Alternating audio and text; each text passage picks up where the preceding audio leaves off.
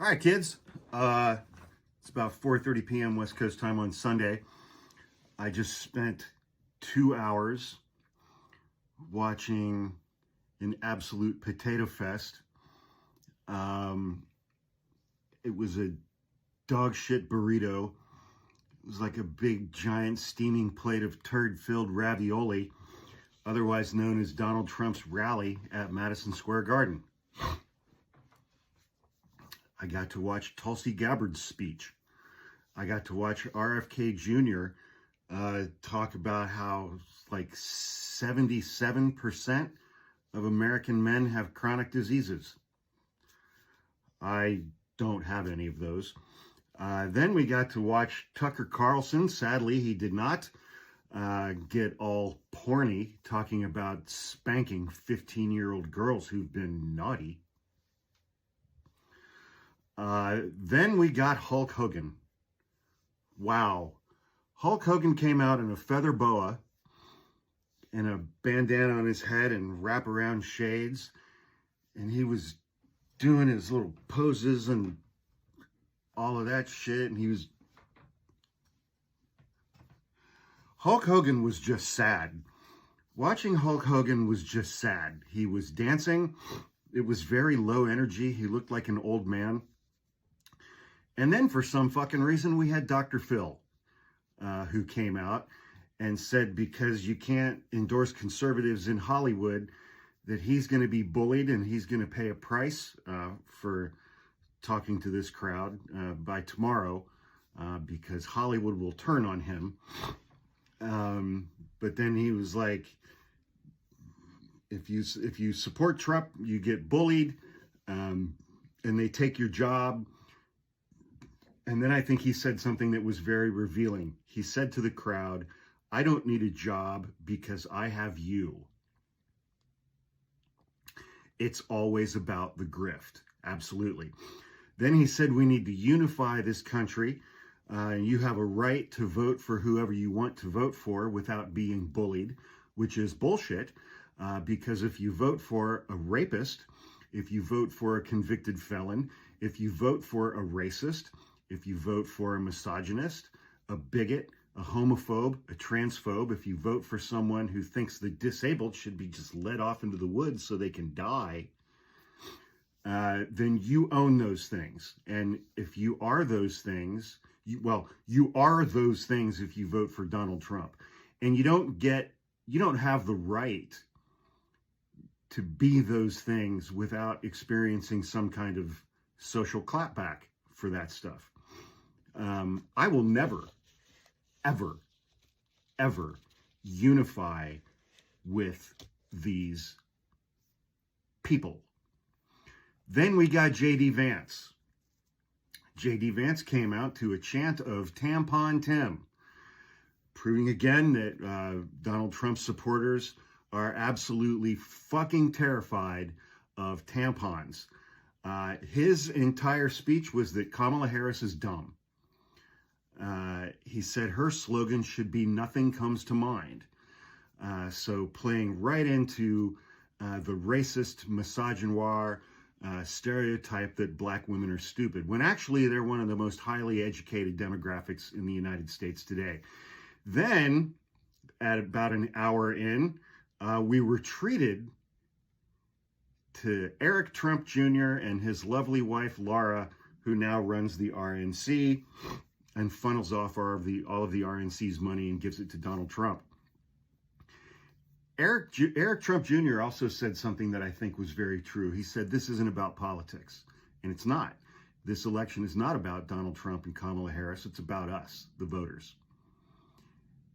It just is.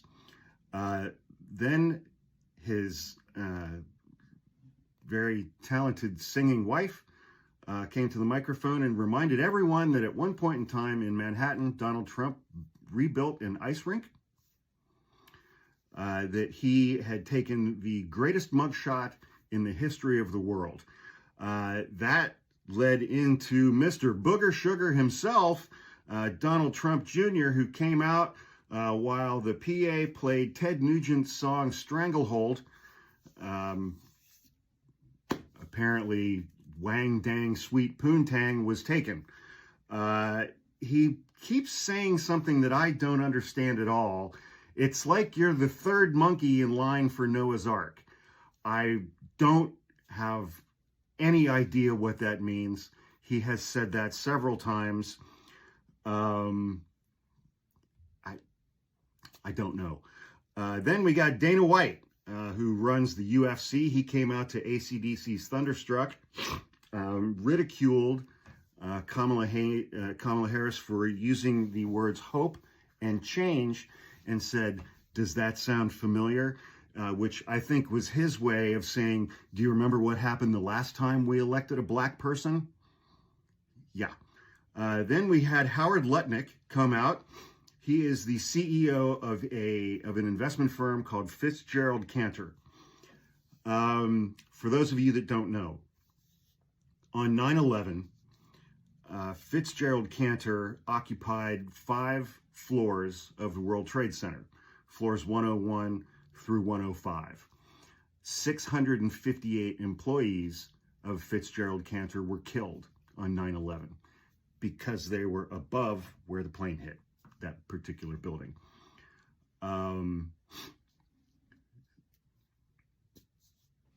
That's why he was there, because the rally was at Madison Square Garden in New York City.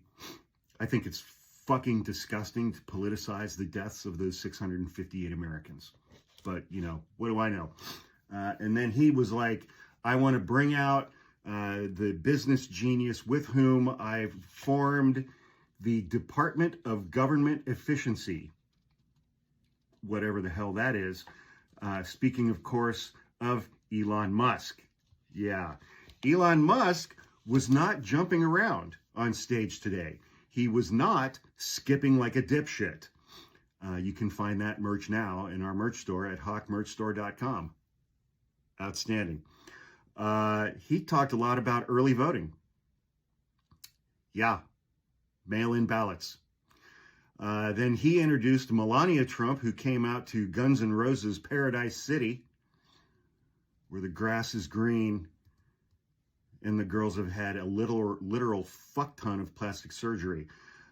She spoke. I don't have any idea what she said.